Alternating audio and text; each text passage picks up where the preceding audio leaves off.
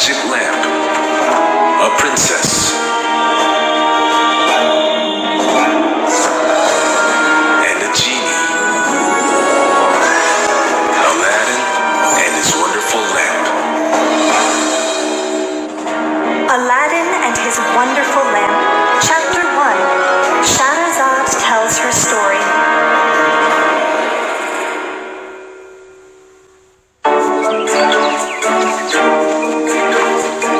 Shahrazad, the wife of the King of Persia. I am not the king's first wife. Oh no, he has had hundreds of wives. I will explain. For years, each and every day, the king would marry a beautiful young woman. Then, the very next morning, he would order her to be killed.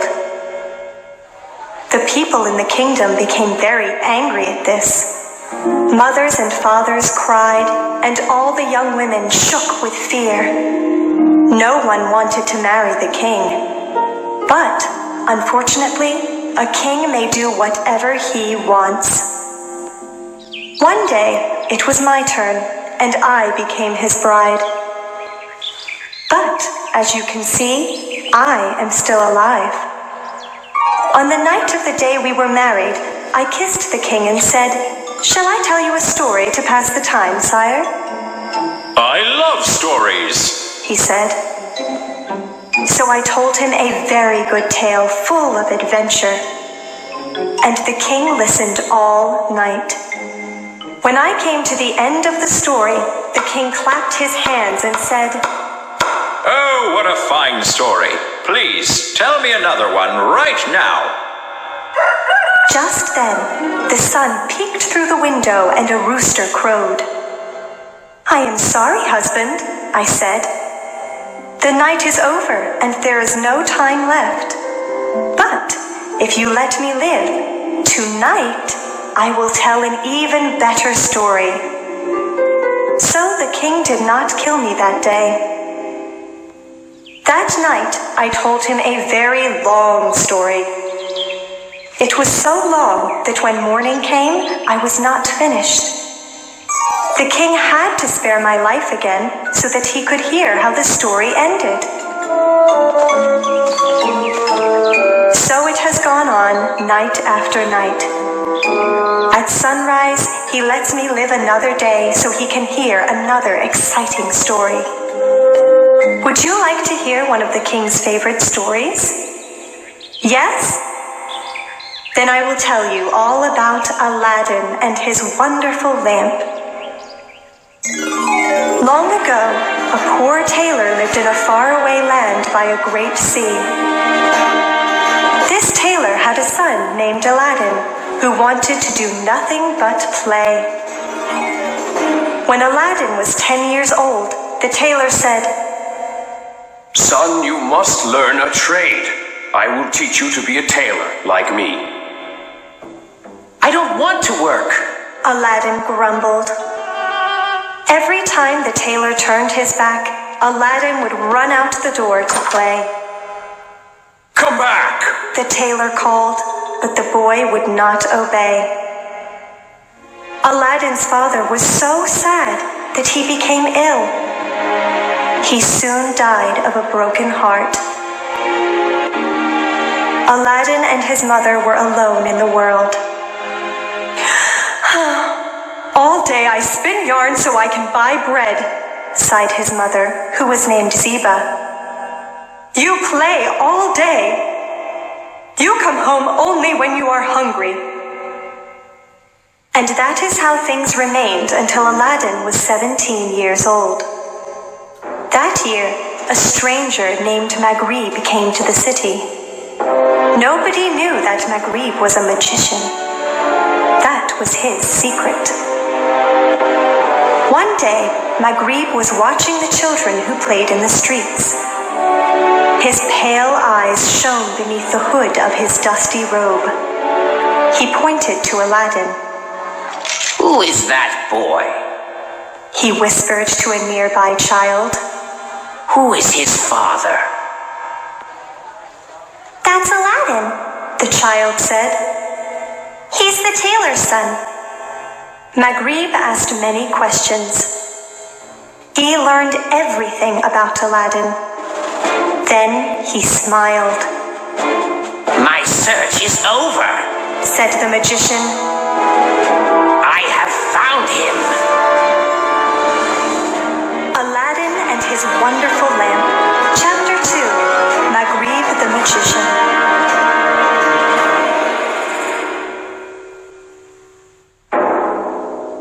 Maghrib was certain that Aladdin was the right boy.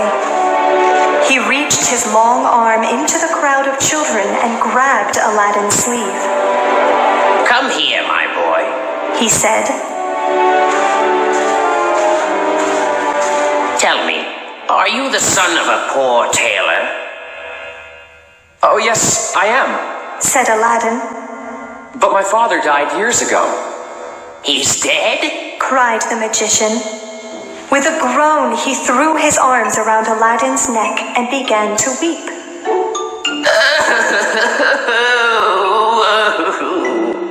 Why are you crying? Asked Aladdin, his eyes wide with surprise. Did you know my father? Did I know him? Exclaimed the magician. Your father was my brother, and now you say he is dead? Tears poured down his cheeks. I am Maghrib, your uncle.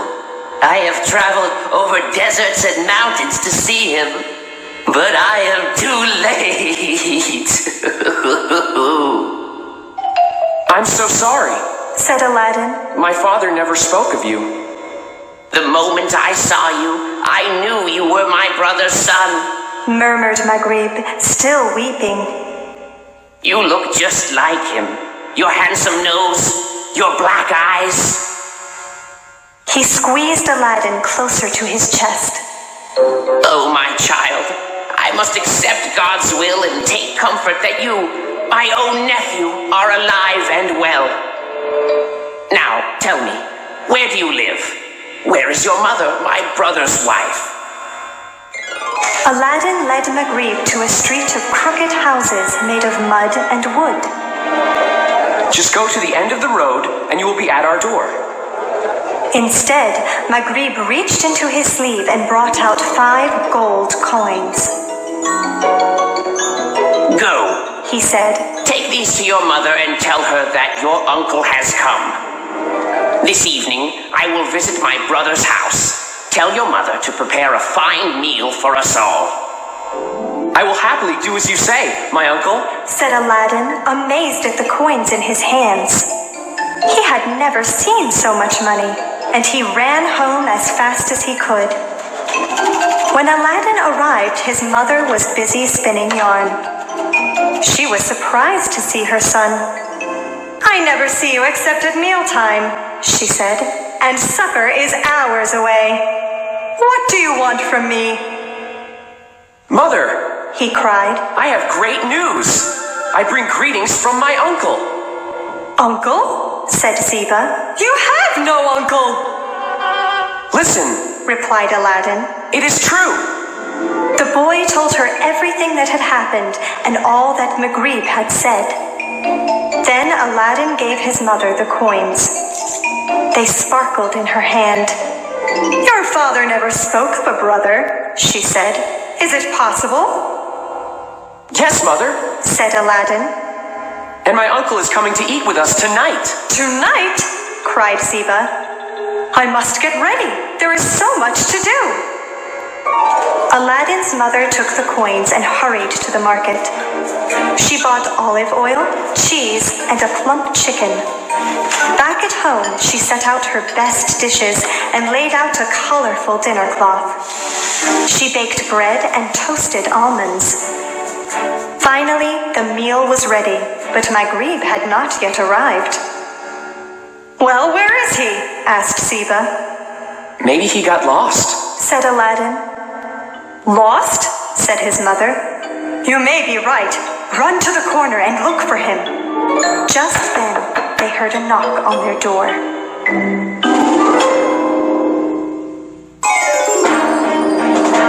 Aladdin and His Wonderful Lamp. Chapter 3. Dinner at Aladdin's House.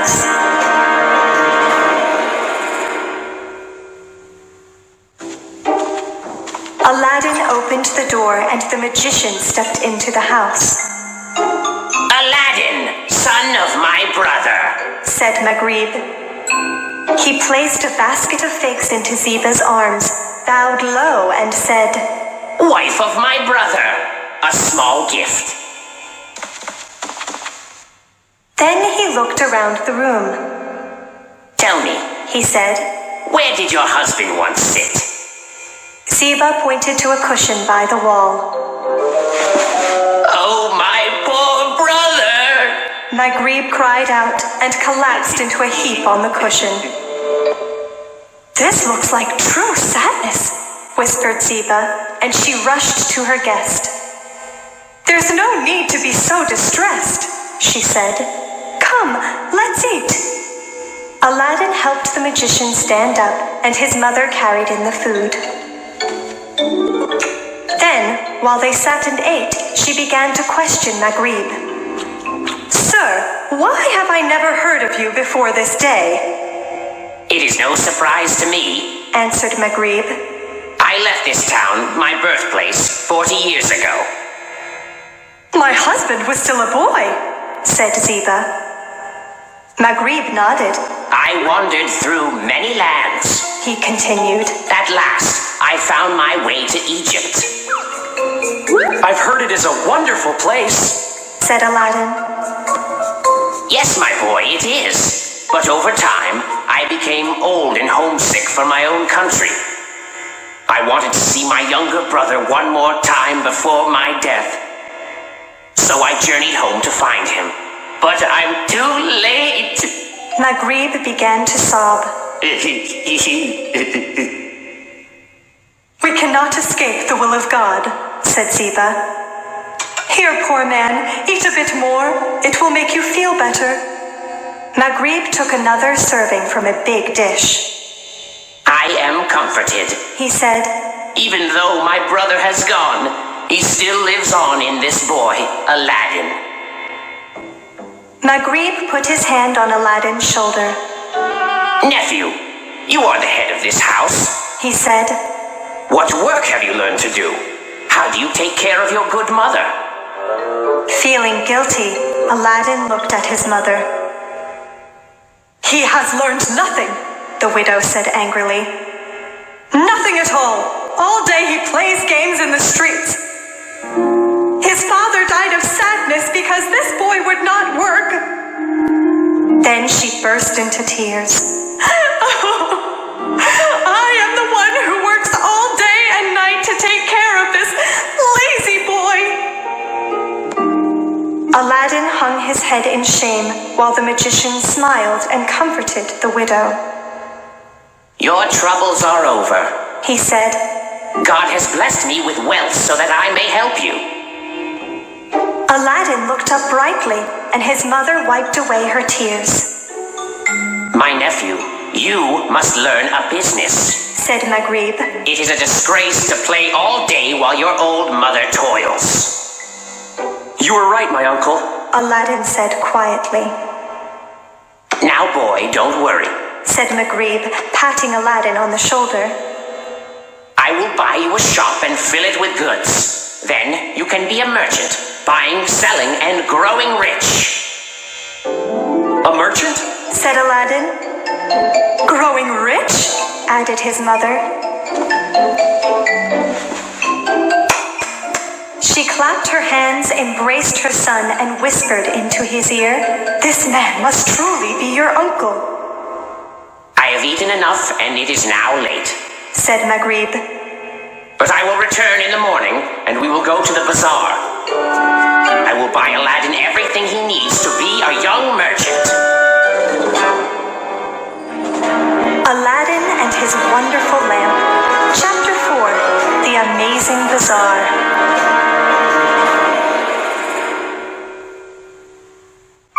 As soon as the sun rose, the magician went to Aladdin's house. Everything is going just as I planned, he said to himself.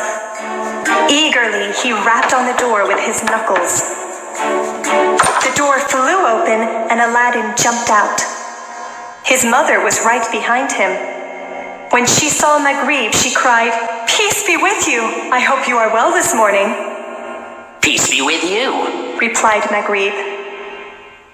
Good morning, Uncle. Said Aladdin. He bowed and kissed Maghrib's hand. Have a wonderful time, said Ziba, as Maghrib and her son set off toward the bazaar. First, the magician led Aladdin to a clothing shop. Bring us your finest clothing. Said Maghrib. My nephew needs to dress like the rich merchant he will be. The shopkeeper brought out pants, jackets, and vests. He tossed out sashes, shirts, and shoes. Choose whatever pleases you. Maghrib told Aladdin. I want these pants. This jacket. Cried Aladdin. He grabbed the pieces of clothing and put them over one arm. And this too. Aladdin said. He grabbed a cap and put it on his head. Just as he had done the day before, Maghrib pulled gold coins from his sleeve. He paid the merchant and then took off Aladdin's cap. You are too dirty to wear this cap or these fine clothes, said Maghrib. Then he led Aladdin to the public bathhouse. After a hot bath, they drank fruit juice and talked about the happy life of a merchant. Finally, Aladdin put on his new clothes. Look at me, Uncle. He cried. He wore baggy black pants, a bright sash, and a striped jacket. The cap sat on his head once more, and Aladdin danced with joy. All afternoon, Maghrib led Aladdin through the city. He showed Aladdin places the boy had only dreamed of visiting. They visited the Sultan's palace with its courtyards, fountains, and sunny plazas. Then the magician led Aladdin through the bazaar. Watch the merchants buy, sell, and trade, he instructed. I will learn everything quickly, said Aladdin. Soon I will be a rich man. When Aladdin got hungry, they went to a food stall. There they ate sizzling kebabs and drank coffee with traders from many lands. This is my nephew, said Maghrib. Aladdin is his name. When the sky grew dark, Aladdin's mother stood waiting in her doorway. Where is Aladdin? She wondered. She stepped out of the house and looked down the crooked street. What? Who is this walking along with Maghrib? She did not recognize her son in his fine clothes. He already looked like a rich man. Oh, Maghrib, she said, I will thank you all the days of my life. I pray that you will live to an old age, and I hope this boy will always serve you and do everything you ask. The magician smiled slyly. I hope for the same thing, he said. Then he spoke to Aladdin. Tomorrow I will come for you again. We will walk through the pretty gardens of the city, and then I will show you something that you have never seen before in your life. That night, Aladdin did not sleep a wink.